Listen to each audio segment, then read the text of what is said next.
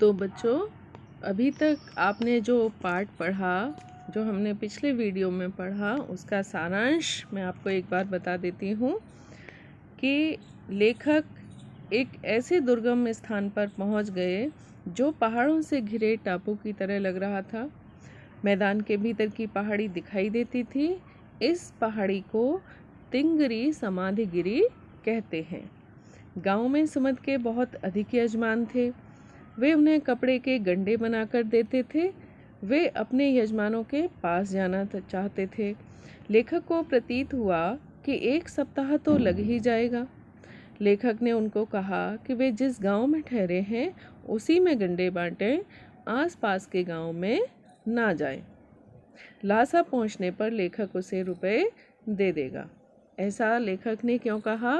क्योंकि लेखक को लासा पहुंचने की जल्दी थी और उन्हें वहाँ के रास्तों का, उस स्थान का ज्ञान नहीं था।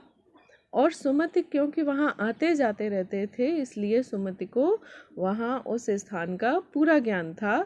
इसलिए लेखक नहीं चाहता था कि सुमति वहाँ से जाएं और उन्हें सुमति के कारण वहाँ पर 1 हफ्ते 1 सप्ताह तक वहाँ पर रुकना पड़े।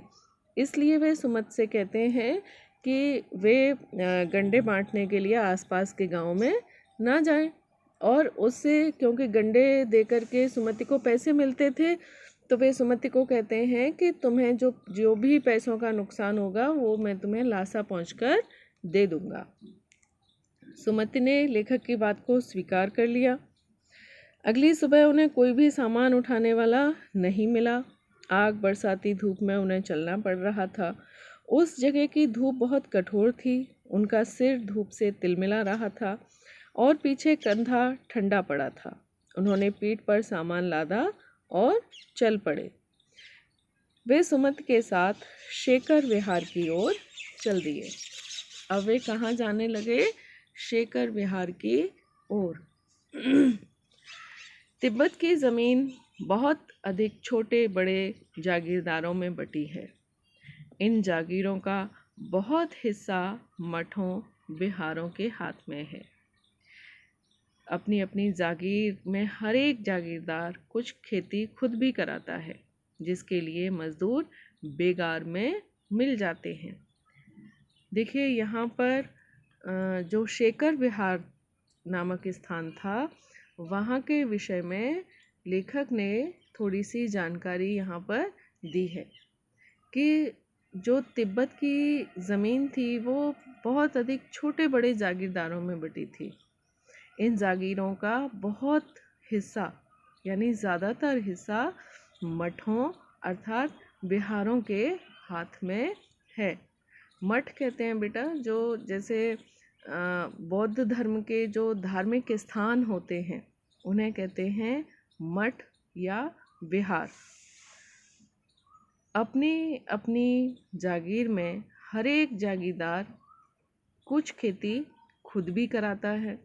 अर्थात जो वहाँ के जो जागीरदार होते थे वे कुछ खेती खुद भी कराते थे और जिसके लिए मजदूर बेगार में मिल जाते थे। बेगार में अर्थात बिना पैसे दिए, उन्हें कुछ भी उन्हें बदले में नहीं देना पड़ता था जागीरदार को, और वो जो खेती खुद कराते थे उसके लिए मजदूर उन्हें आसानी से मिल जाते थे बिना कुछ पैसे दिए। खेती का इंतज़ाम देखने के लिए वहाँ कोई भिक्षु भेजा जाता था। भिक्षु, बौद्ध भिक्षु, जो जागीर के आदमियों के लिए राजा से कम नहीं होता था। अर्थात वह जो बौद्ध भिक्षु भेजा जाता था जागीरदारों के द्वारा, वह वहाँ के गांव के आदमियों के लिए राजा से ज़्यादा ही होता था, कम नहीं होता था। शेखर की खेती के मुखिया भिक्षु नमसे बड़े भद्र पुरुष थे। यानी उस जो शेखर विहार जहाँ पर वे लोग जा रहे थे, उस खेती के जो मुखिया थे, वहाँ के मुख्य भिक्षु थे, वो थे नमसे। वह बहुत प्रेम से मिले।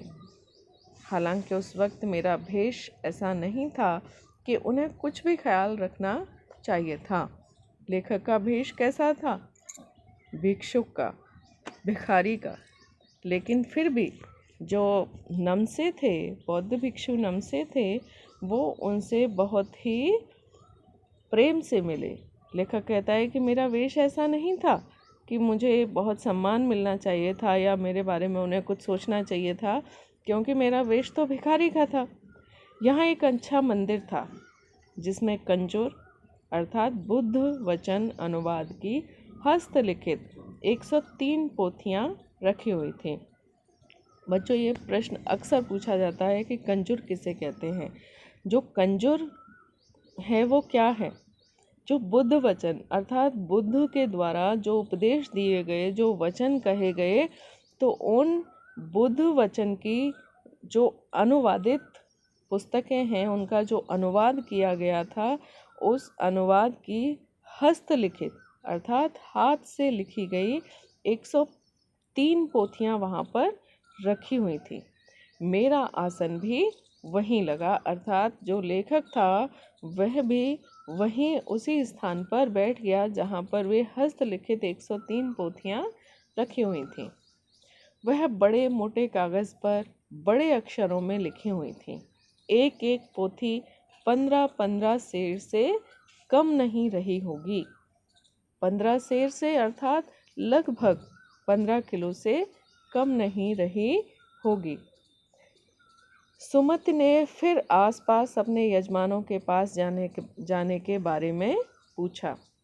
देखिए, आपको याद होगा कि एक बार तो सुमति ने तिंगरी नामक जो स्थान था, तो वहाँ पर अपने यजमानों के पास जाने की कोशिश की थी। अब शेखर विहार जब वे पहुँच गए तो फिर से सुमति ने एक बार लेखक से अपने यजमानों के पास जाने के बारे में पूछा। मैं अब पुस्तकों के भीतर था अर्थात पुस्तकें पढ़ने में व्यस्त था, इसलिए मैंने उन्हें जाने के लिए कह दिया। देखिए, वैसे तो लेखक ल्हासा पहुंचने की जल्दी में था, इसलिए उसने तिंगरी में सुमति से अपने यजमानों के पास जाने के लिए मना कर दिया था। लेकिन अब लेखक को वहाँ पर बौद्ध वचन की हस्तलिखित पोथियाँ मिल गई थीं, तो वह उन्हें पढ़ने में व्यस्त था। तो उसने सुमति को अपने यजमानों के पास जाने की इजाज़त दे दी। दूसरे दिन वह गए। मैंने समझा 2-3 दिन लगेंगे, लेकिन वह उसी दिन दोपहर बाद चले आए। लेखक को लगा कि भाई 2-3 दिन में आएंगे, तब तक मैं ये पुस्तकें पढ़ लूँगा, ज़्यादातर पुस्तकें पढ़ लूँगा। लेकिन वे उसी दिन दोपहर बाद चले आए। तिंगरी गांव वहाँ से बहुत दूर नहीं था। हमने अपना सामान पीठ पर उठाया और भिक्षु नमसे से विदाई लेकर चल पड़े। वे क्यों आ गए? दोपहर के बाद ही क्यों आ गए? क्योंकि वहाँ से जो तिंगरी स्थान था वह ज़्यादा दूर नहीं था। उसके बाद लेखक कहता है कि हमने अपना सामान उठाया और भिक्षु नमसे से विदाई लेकर के आगे अपने सफ़र पर चल दिए। तो बच्चों, आपने ये पाठ पढ़ा ल्हासा की ओर।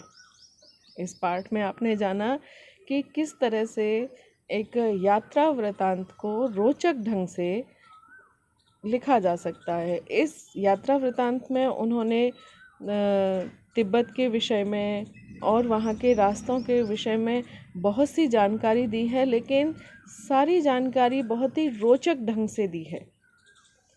तो आप लोग भी इन जानकारियों को भागों में बांट करके आप इन्हें याद रख सकते हैं कि जैसे तिब्बत की कानून व्यवस्था कैसी थी, वहाँ का सामाजिक वातावरण कैसा था, वहाँ की धार्मिक व्यवस्था कैसी थी, वहाँ के लोग कैसे थे।